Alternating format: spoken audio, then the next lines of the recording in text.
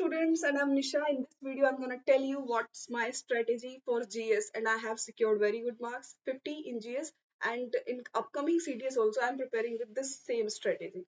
So first of all, आप दिमाग से मिसकंसेप्शन निकाल दीजिए कि GS स्कोरिंग सब्जेक्ट नहीं है, आप स्कोर नहीं कर सकते हैं। वो दिन लद गए जब GS स्कोरिंग नहीं हुआ करता था, क्योंकि बहुत फैक्चुअल चीजें पूछी जाती थी। कितने परसेंट बायोस्फीयर रिजर्व में, कितने परसेंट ये वाला एनिमल है, कितनी परसेंट स्पीशीज है, फॉरेस्ट कवर क्या है। लेकिन 2-3 साल की प्रीवियस ईयर पेपर अगर आप एनालाइज करेंगे, जो कि आपको करने चाहिए, तो फिर आपको ये पैटर्न रियलाइज होगा कि now GS is more about concepts. और कॉन्सेप्ट्स को लर्न करना नहीं होता, उन्हें समझना होता है। और आप सब समझने की क्षमता रखते हैं, क्योंकि आपके अंदर एक ऑर्गन है जिसे ब्रेन कहते हैं। तो सबसे पहले तो हम ये फियर हटाएंगे कि जीएस स्कोरिंग नहीं है। GS is very good scoring subject अगर आपका कुछ सब्जेक्ट्स पे कमांड है, और कमांड प्रैक्टिस से आती है, रिवीजन से आती है, और हमेशा कंसिस्टेंसी और मोटिवेशन रखना है अपने अंदर, बिलीफ रखना है that you can do. So now moving forward for strategy. See guys, simple है। जीएस में अगर आप पिछले 3 साल के पेपर एनालाइज करोगे, यू विल फाइंड कि 25 से 30 questions are directly from science, physics, chemistry, biology. अब आप लोग कहेंगे कि हम तो साइंस बैकग्राउंड से नहीं है, तो उन क्या करें। मैं भी नहीं हूँ, मैं भी कॉमर्स से हूँ, लेकिन मैंने ये रिस्क नहीं लिया, और आई विल से कि ये बेवकूफ़ी नहीं की कि मैं साइंस के क्वेश्चन छोड़ दूंगी। आई नो मेरा फिजिक्स वीक है, आई विल एडमिट दिस। तो मैंने फिजिक्स प्रिपेयर नहीं किया। फिजिक्स के मुश्किल से 8-10 क्वेश्चन आते हैं, न्यूमेरिकल्स भी आते हैं। जिनका न्यूमेरिकल पोर्शन स्ट्रॉन्ग है, उनको न्यूमेरिकल करने चाहिए। किसी भी एग्जाम को जीतने के लिए आपको अपने स्ट्रेंथ पे खेलना है, अपनी वीकनेस पर नहीं ध्यान देना है। There are lot of people जिनको बायो आती है, जिनको फिजिक्स नहीं आता, फिजिक्स आता है बायो नहीं आती, जिनको कुछ नहीं आता है बट केमिस्ट्री आती है। हमेशा अपने माइंड में ये क्लियर रखना है कि हमें क्या आता है, हमें उस पर फोकस करना है, उसको ब्रश अप करना है। That's all. सबसे बड़ी बात, आप 25 से 30 क्वेश्चन को छोड़ने का रिस्क नहीं ले सकते। आप ऑटोमेटिकली कट ऑफ से बाहर चले जाएंगे, इनफैक्ट आप कंपटीशन में ही नहीं रहेंगे। तो सबसे पहले आपको साइंस प्रिपेयर करनी है। साइंस प्रिपेयर करने के लिए best resource I will say NCERT books of class 8th, 9th and 10th। Basic questions आते हैं यार, प्रीवियस ईयर पेपर उठा के देख लो। सेल पे क्वेश्चन आता है, टिश्यू पे आता है, आरबीसी पे आता है, ब्लड पे आता है। क्या हम लोगों को ये इतना नहीं पता है? प्लांट हार्मोन पे क्वेश्चन आता है, फिजिक्स में साउंड वेव। कुछ टॉपिक्स ऐसे हैं जो आपको परमानेंटली देखने को मिलेंगे। मैंने जितने 4 साल के प्रीवियस ईयर एनालाइज किए हैं, ये पाया है कि कुछ टॉपिक्स कांस्टेंट है, उनसे डायरेक्टली क्वेश्चन आ रहे हैं, और हर साल आ रहे हैं, हर साल में दोनों एग्जाम्स में आ रहे हैं, साइकिल 1 में भी और साइकिल 2 में भी। तो साइंस में कुछ टॉपिक्स ऐसे हैं, मैं उनकी लिस्ट आपको दिखा दूंगी। सेकंड आते हैं हम लोग ज्योग्राफी पे। सबसे बड़ा चंक, सबसे बड़ा स्लाइस पिज्जा का हम में से कौन खाता है? हमारा भाई। सेम वे सबसे बड़ा स्लाइस साइंस के बाद किसे मिलेगा? ज्योग्राफी को। आप ज्योग्राफी को मिस नहीं कर सकते हैं। ज्योग्राफी के भी 3 पार्ट है, physical geography, Indian geography and human geography. Human geography से मोस्टली क्वेश्चंस नहीं आते हैं, बेसिक क्वेश्चंस है जैसे कि पोर्ट, ह्यूमन सेटलमेंट, इंडस्ट्रीज, और ह्यूमन डेवलपमेंट इंडेक्स का कभी कभी क्वेश्चन आता है, लेकिन वो करंट से रिलेटेड आता है, नॉर्मली नहीं आता है।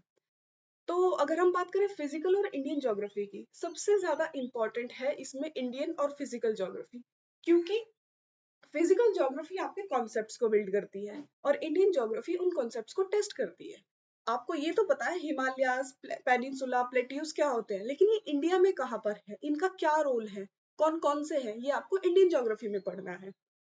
और I will show you my own notes, how I have prepared my notes for geography. You guys will go mad after seeing this, I know, but see, you have to be mad for preparing any subject. You cannot prepare until you are not mad for it. See, these are my notes for geography. See, these are drainage patterns, if I can show you. And this is how I am preparing my geography. So, this is how you should also prepare. Then आता है हमारा practice. इन 2 subjects को करने के बाद आप easily 50 question GS में कर सकते हैं, मेरी गारंटी है इस बात की। अगर आपने ज्योग्राफी अच्छे से की, बायोलॉजी, साइंस, फिजिक्स, केमिस्ट्री अच्छे से की, प्लस इनके करंट अफेयर्स कर लिए, आपके 50 क्वेश्चंस डन है। सिंपल। नेक्स्ट सब्जेक्ट आपको जो कवर करना है वो है इंडियन पॉलिटी। इंडियन पॉलिटी के लिए इंडियन पॉलिटी के लिए आपको एक बुक पढ़नी है, लक्ष्मीकांत। ये रामबाण है हमारी इंडियन पॉलिटी के लिए। लेकिन इस बुक को पढ़ना थोड़ा आसान काम नहीं है, ये काफी बल्कि बुक है, जैसे कि आप देख सकते हैं, और मैंने पढ़ भी रखी है, जैसे कि आप देख सकते हैं। सो आप पढ़ सकते हैं इसको अगर आपके पास इनफ टाइम है तो। रादर आई प्रेफर कि आप अनुराग सीडीएस जर्नी के डिजिटल नोट्स पढ़ें। वो बहुत ही क्रिस्प टू द पॉइंट और बहुत ही इंटरेस्टिंग है।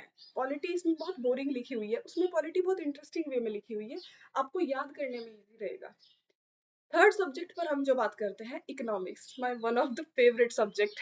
तो उसके लिए आपको क्या करना है कि इकोनॉमिक्स की जो यूट्यूब पर सीडीएस जर्नी की वीडियोस पड़ी हुई है, आप उनको रेफर कीजिए।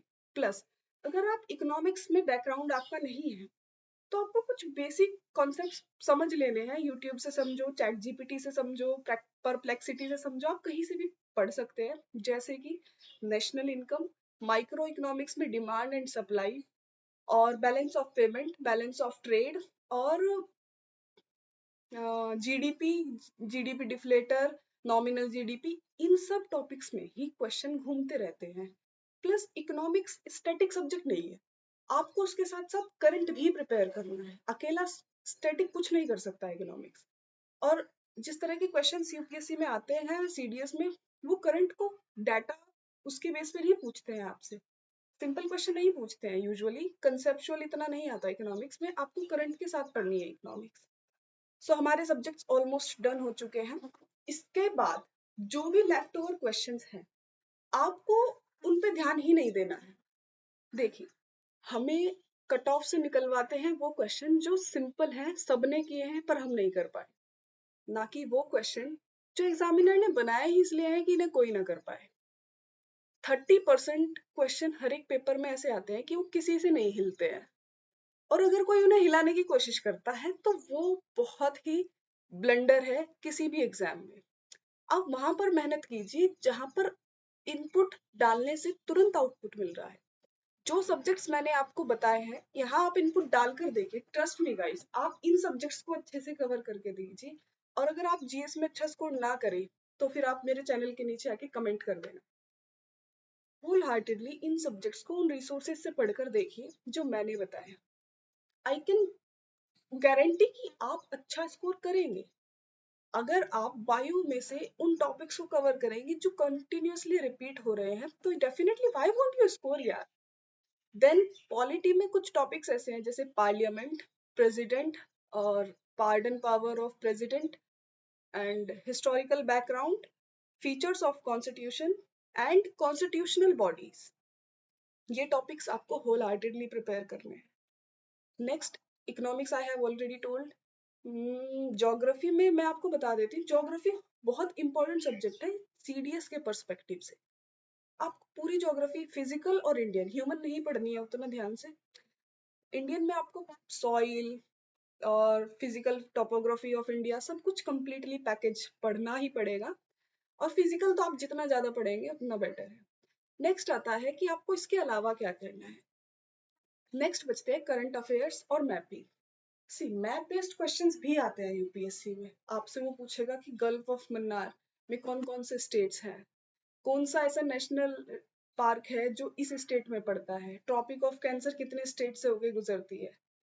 तो आपको ये पता होना चाहिए कि वो ज्योग्राफिकली कहाँ लोकेटेड है। और वर्ल्ड मैपिंग में भी ऐसे ही है कि ग्रासलैंड्स कहाँ पे है, मेडिटेरेनियन क्लाइमेट कहाँ पर है। तो इस तरह की चीजें आपको मैपिंग से प्रैक्टिस करने पे आएंगी, जैसे कि मैंने की हुई है। आप इस तरह से मैपिंग की प्रैक्टिस कर सकते हैं। एक रफ मैप बुक बना लीजिए और मैप खरीद के लेके आइए, ज्यादा एक्सपेंसिव नहीं होते हैं, यू कैन इजीली अफोर्ड, और उन पे प्रैक्टिस कीजिए। जितना ज्यादा आप प्रैक्टिस करेंगे उतना ज्यादा अच्छा आपके स्कोर करने के चांसेस रहेंगे। Like I have also did, these are my practice maps. आपको इस तरीके से उनको प्रैक्टिस करना है। आप चैट जीपीटी की हेल्प ले सकते हैं या फिर गूगल की हेल्प ले सकते हैं। सी आई हैव ऑल्सो डन। ये है सब कुछ, कोल्ड करंट्स, वार्म करंट्स, और Indian river system and mountain ranges. So this way I have done, and I will show you my notes. Next है कुछ क्वेश्चंस ज्योग्राफी में स्टैटिक है, लाइक बायोस्फीयर रिजर्व आता ही आता है, 2 क्वेश्चन बायोस्फीयर रिजर्व के आने ही आने हैं। तो क्या दिक्कत है, 20 बायोस्फीयर रिजर्व है, रट लो कौन कौन से स्टेट में है, किस स्पीशीज के लिए फेमस है। जान नहीं बचानी है काम पे, मेहनत करनी पड़ेगी, मेहनत का कोई और सब्स्टिट्यूट है ही नहीं। लेकिन हाँ, ये डिसाइड कर सकते हैं कि मेहनत किस जगह करनी है।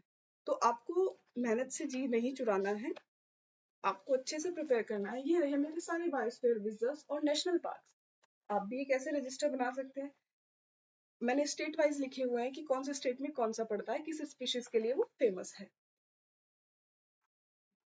Okay then guys, take care for this, and I hope you will prepare well.